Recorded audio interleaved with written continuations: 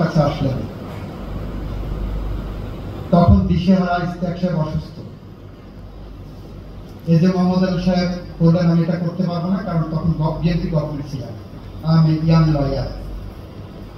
কাকে ধরি? খন্দা মাহমুদ্দিন সাহেবকে ফোন দিলাম, উনি টাইম দিলেন রাত 11টার সময়। শনিবারে ইলেকশন, বৃহস্পতিবারে রাত্রে 11টায় টাইম দিয়েছেন, মাঝখানে শুক্রবার মক্কেলের জন্য স্টে নিতে হবে। 11টায় যাওয়ার পরে উনি বললেন যে কালকে তো কোর্ট বসানো যাবে না, শুক্রবার তো কোর্ট বসবে না। আমি স্যার ট্রাই বলে মক্কেল ভালো ফিস দেবে কিনা, আমি যা ফিস তার সেটাই দেবে। রাত 11টা, সোয়া 11টার সময় উনি ফোন দিলেন চিফ জাস্টিস মাইনুর রাজা চৌধুরী সাহেব। ওনাকে বললেন শুক্রবার 10:30 আমার একটা রিকোয়েস্ট প্রয়োজন, খুব আর্জেন্ট এই subject matter. Having been satisfied, পরের দিন 10:30টায় নজরুল ইসলাম চৌধুরী সাহেব এবং পরে আপনারা জানেন যে চিফ ইলেকশন কমিশনার হয়েছিলেন আজিজ সাহেব, ওনাদের সমন্বয়ে রিট বেঞ্চ গঠন করলেন। 11:30 বেজে গেছে 22 তারিখ, 11:15 বাজে। তখন খন্দকার সাহেব বললেন পিটিশনটা দেখে আমি স্যার পিটিশন তো ড্রাফট হয়নি, বলো কি তাহলে কিভাবে হবে? Answer don't worry, I will prepare it sitting in your chamber. 2 ঘন্টার মধ্যে পিটিশন ফাইনাল করলাম, রাত 2টা। পিটিশন ফাইনাল করার পরে মনে হলো এটা তো মামলাতে একটা নাম্বার করতে হবে, নাম্বার করতে গেলে এফিডেভিট লাগবে। সেই এফিডেভিটটা কখন করবো? এফিডেভিট করতে হলে কোর্ট ফিস লাগবে। এই যে কোরিলেটেড জিনিসগুলো আছে।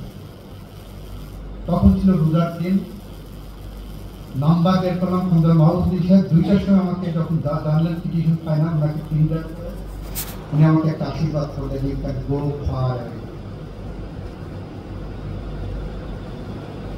আমি শ্রদ্ধার সাথে ওনাকে স্মরণ করছি। আজকে 2টার সময় কোর্ট ফিস নাই, পরের দিন শুক্রবার রিট সেকশন বন্ধ থাকবে, তাহলে কি করা যায়? তখন রিট সেকশনের সুপারিনটেন্ডেন্ট আলমগীর সাহেব আর রিট সেকশনের ডেপুটি রেজিস্ট্রার যিনি ওত করান রাজ্জাক দেওয়ান। আলমগীর সাহেব থাকেন কমলাপুরে, রাজ্জাক দেওয়ান সাহেব থাকেন রায়বাজারে। রোজার সময় আলমগীর সাহেবকে ফোন করলাম ঠিক 2:30টার সময়, তখন সে লিখিত উঠবে। আমি বললাম সকালে 8টার মধ্যে আপনি করবেন, এরকম একটা মামলা হবে। উনি আমার তো অফিসিয়াল অর্ডার নেন, আমি আপনাকে বলছি চিফ জাস্টিস বললাম আপনি আসবেন, আপনাকে বকশিস দেওয়া হবে। আমাদের রোজায় থাকবেন, যেহেতু বকশিস করবেন। আলমগীর সাহেব চলে আসছেন, 8টার মধ্যে আসবেন।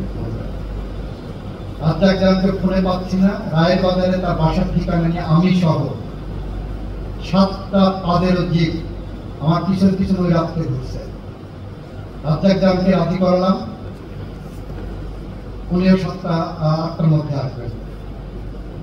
ভালো কথা। তারপরে কি করা যায়? কোর্ট ফিস তো কাছে না, সকালে পাওয়া যাবে।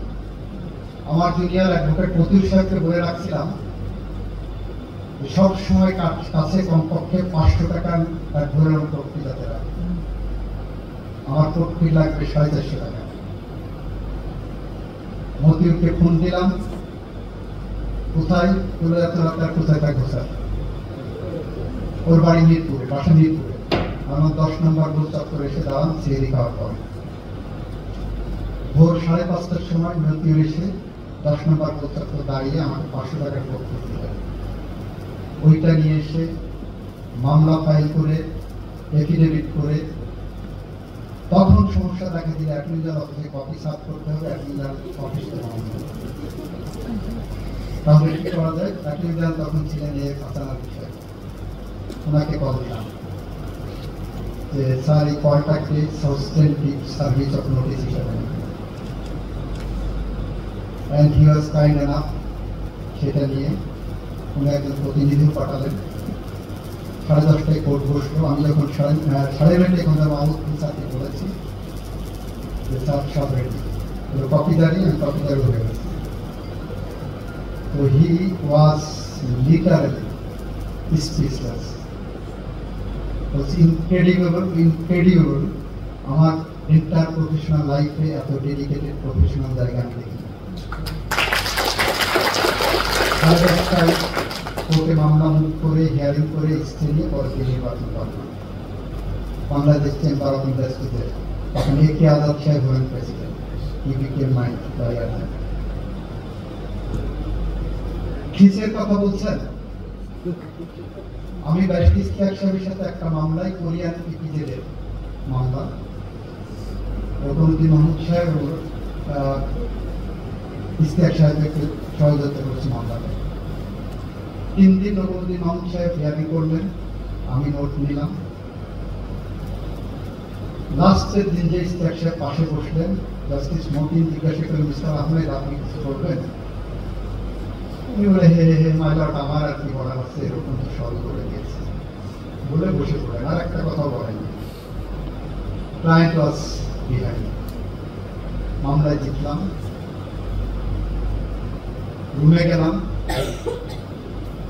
বলল বাবা আসো একটা বিল করো। আমি বসলাম, উনি 1.5 কোটি টাকা বিল করবেন। আমি বললাম স্যার 2 মিনিট তো করতে পারেনি, শুধু তো হে করছেন।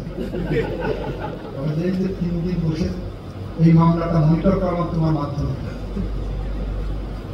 এটা তো একটা ভ্যালু আছে, কথা আছে। তারপর আমার আপত্তি শুনে উনি 75 লাখ টাকা করলেন। আসলেন রকমউদ্দিন মাহমুদ, তখন উনাকে উঠলেন, উনি বিলটি দেখে বলে স্যার এটা এখান থেকে আমার বিলও আছে। বলে না না, আপনারটা আলাদা করে। Believe me, the client paid the bill and having been satisfied, ওনাকে 2জনকে 2টা ঘড়ি দিয়েছিলেন। একটা ঘড়ির দাম তখন প্রায় 15 লক্ষ টাকা। It was in the year 2000, something like that, 2000 or 2001। আজকে থ্যাঙ্কস গিভিং সেশনে এসে আপনারা যারা ইন্টার্নশিপ করতে আসছেন, হতাশ হওয়ার কোনো জায়গা নাই। এটা দীর্ঘ জার্নি, এই জার্নিতে আপনাদের পথ আপনারা সাজিয়ে দেবেন। আমরা আপনাদের সেই পথ সাজানোর স্বপ্নের সহযোগে পাশে থাকবো।